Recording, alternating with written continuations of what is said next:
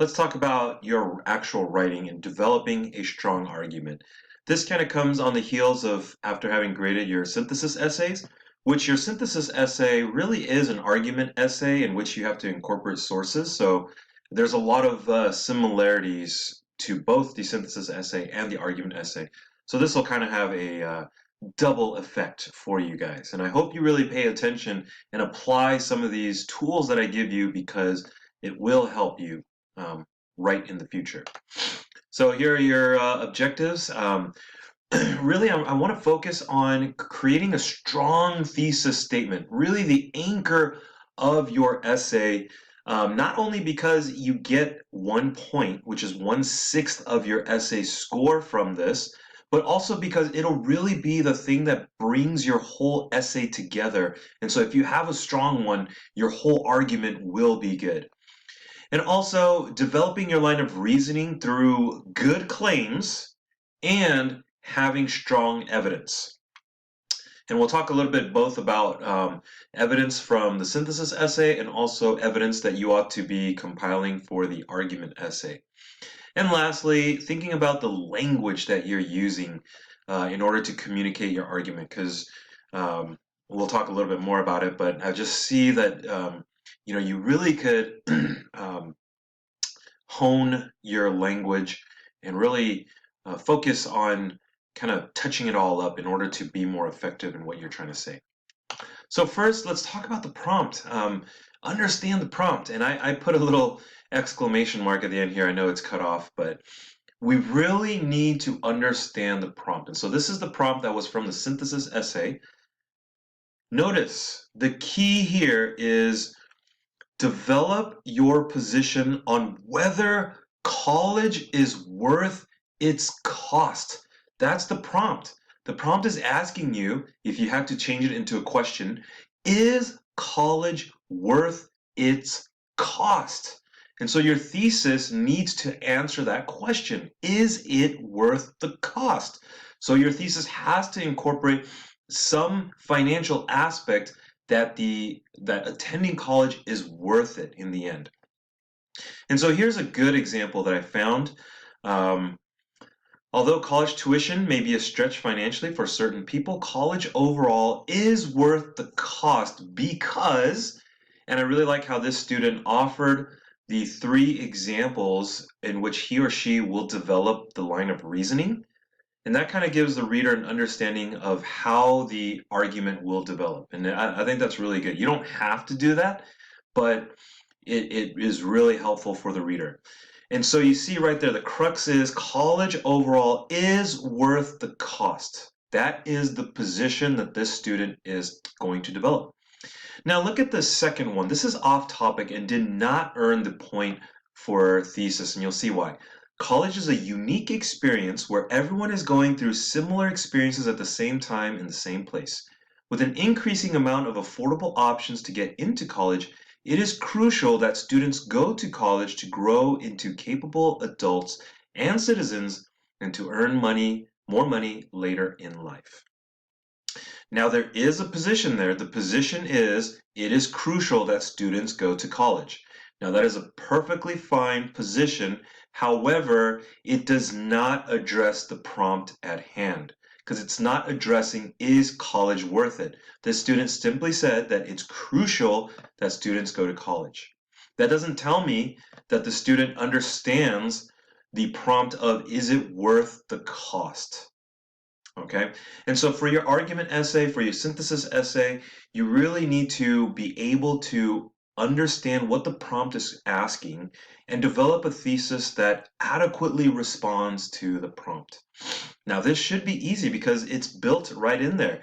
If you just said college is worth the cost or college is not worth the cost, that's your thesis. That's all you really need. But if you're able to develop a line of reasoning in your thesis, like this first student did in the proper response, this student was on his or her way to earning the sophistication point because of the way that he or she is developing the argument here. And so that's a good way for you guys to think about getting that sophistication point. Next, talking about CER, the CER model. And this is just kind of a plug and play that you can use for your essay. If you're like, oh shoot, I have no idea how I want to organize my essay, just remember the CER method. Each body paragraph should follow this format in order for you to develop a organizational line of reasoning that is focused and allows the readers to understand what you're saying. And it may be boring, and you're like, oh man, where's the creativity in this? Well, developing an argument is not about creativity. It's about communicating your position and communicating the evidence that supports your position. So first, just think of this way. Your topic sentence, the first sentence of each body paragraph should be the claim that you're developing in the paragraph. It's like a basic summary of the body paragraph and showing the reader why the thesis is correct. So for example, if we go back to the first response, the first body paragraph is the diverse programs various colleges have to offer. And so that would be the topic sentence for body paragraph number 1. Then the topic sentence for body paragraph number 2 would be the increased likelihood of having a higher salary. And lastly, the topic sentence for body paragraph 3 will be the practicality of the education in the workforce as a whole. And so those are the 3 claims that are showing why the thesis is true that college is worth the cost. After your topic sentence, you should just lead in with your first bit of evidence. According to, and cite your source, or begin your anecdote or some kind of personal experience, or quote a book, or show a literary example or historical example. Have your first bit of evidence. And if you are going to use quotes, please do not use drop-in quotes. And everyone at this point should know what a drop-in quote is. It's where you just quote a sentence or 2 or 3 and just plop it in right there. No, try to integrate it into your writing. And then after that evidence, then you want to have about 2 or 3 sentences of reasoning, explaining how the evidence supports the claim. Some students like to let the quote speak for itself, and that's a no-go, guys. I'm usually, when I read the quote, I'm just looking to see, does this actually support the claim? But I'm really focusing on the reasoning. How does that quote, or how does that example support the claim? If you cannot develop that part, then your argument will fall into shambles, because you're basically having me infer how the evidence supports the claim. Don't do that. You need to explain it thoroughly. Then after you provide your 2 or 3 sentences of reasoning, it's always beneficial to have a second bit of evidence to support that claim, right? So if you have 2 bits of evidence, it will help further develop your idea and bolster your claim, and then subsequently followed by reasoning. And you can have a concluding sentence or not. It really doesn't matter because of this timed right. Okay, so CER. And the evidence you want to use, obviously for the synthesis essay, you're using the sources given to you. But for the argument essay, you want to try to use historical examples. Those are always helpful. If you know any examples from books, literary examples, those are always helpful. Poems, artwork, music even. You can use personal anecdotes, but I would try to steer away from them, because sometimes it can become a little too colloquial and subjective, and you don't really develop a strong line of reasoning when you do that. But historical, literary examples are always beneficial.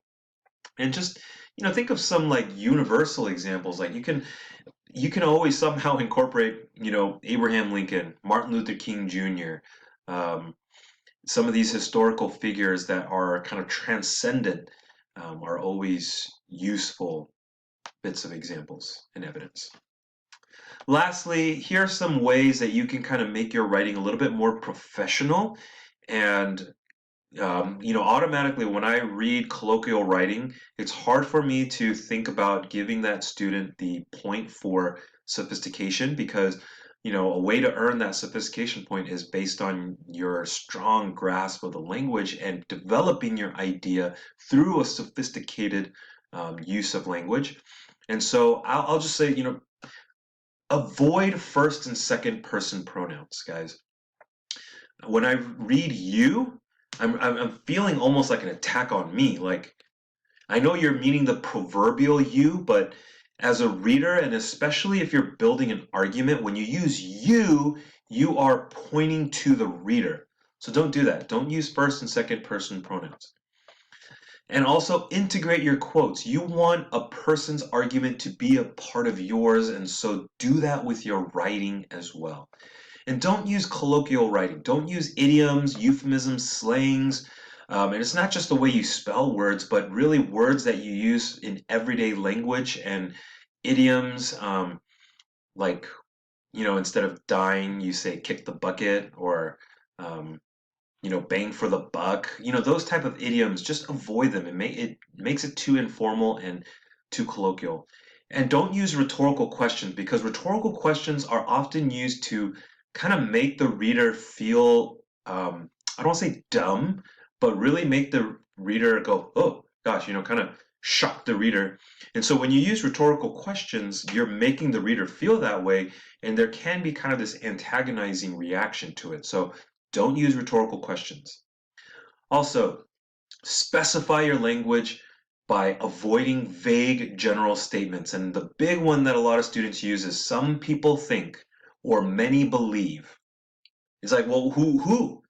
If you want to really solidify your argument, you need to tell me who those people are. Who thinks that? Many believe. Well, who are these many people who believe that? Tell me, well, which sources did you find that from?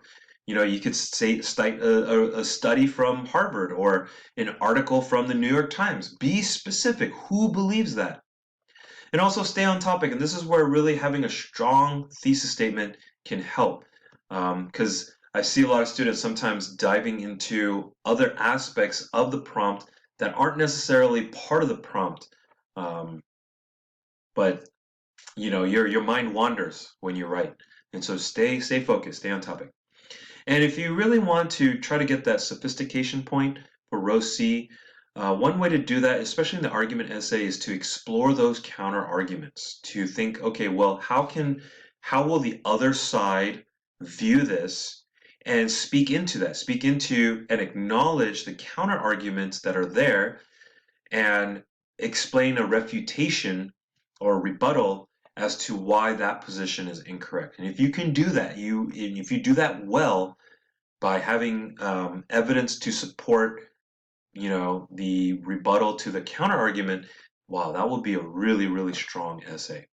Or you can, develop and explore the complexities of your own argument, and even the limitations that your suggestions, your thoughts may have faults that aren't universal, or they may have some limitations or complex arguments or a multifaceted aspect to it that is difficult to fully grasp in just one essay.